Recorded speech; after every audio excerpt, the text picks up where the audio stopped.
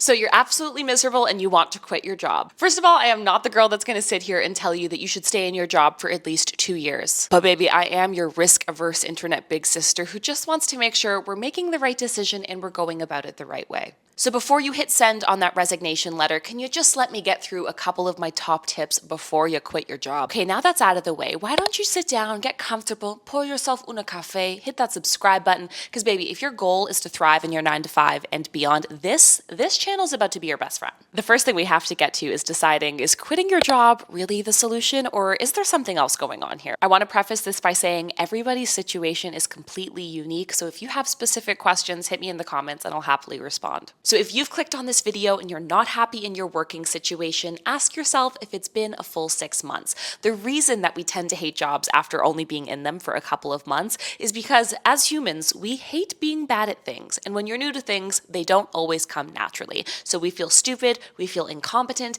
and on top of that, we're also still navigating the new social landscape of this work environment. And you might be asking yourself, why wait? If I hate this job, shouldn't I quit today?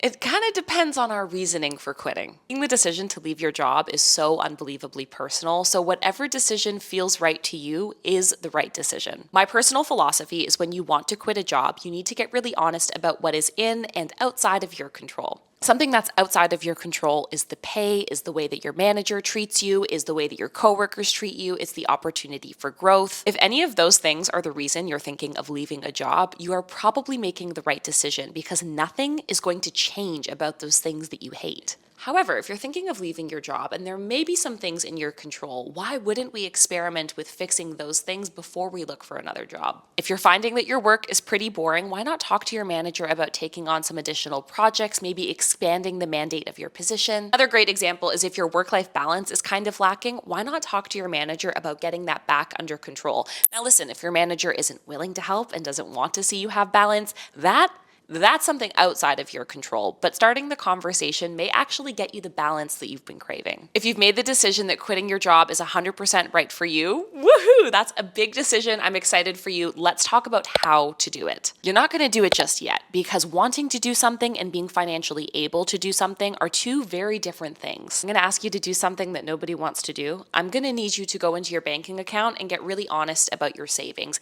How much have you been able to save for a rainy day? Then I want you to get really honest about your spending. And the best way to do this is either to have a budgeting app. I personally use a budgeting app and always have, but a lot of the online banking systems that you have or even the apps will be able to show you your spending trends. Before you even start typing that resignation letter, I need you to have a very clear understanding of how many fixed and variable expenses you have every month and how much you have pre-existing in your savings. Looking at your saving and your spending, you also have to realize that the average job search takes about 8 months. Don't panic. It doesn't mean that you need to have 8 full months of savings ready to go, but it means you need to have alternate financial plans in place, whether that be a sugar daddy or a part-time job, to make sure that the lights will, in fact, stay on. And before you write that resignation letter, make a really concrete list of the things you did and did not like about this job so that the next job you take, you can feel really good that you're learning from your previous experiences. Can you tell that I'm a big believer in being prepared? Because sending in your letter of resignation is actually going to be the last thing that we do.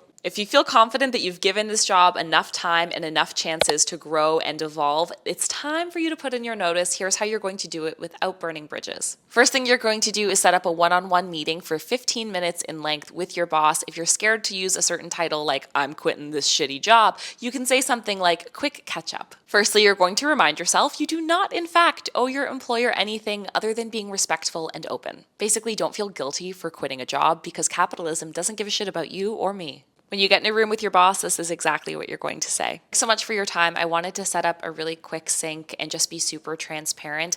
Over the last couple of weeks, I've had the amazing opportunity to interview at a couple of different companies. I was presented with an offer that was so fantastic for my career development that I really had to make the decision to take it. That unfortunately means I will be putting in my notice, so I just wanted to talk to you about the best way to go about that. Depending on where you live, typically working notice is 2 weeks. In the UK, it can be as long as 3 months, so make sure that you've read your employment contract and do what you are legally obligated to do.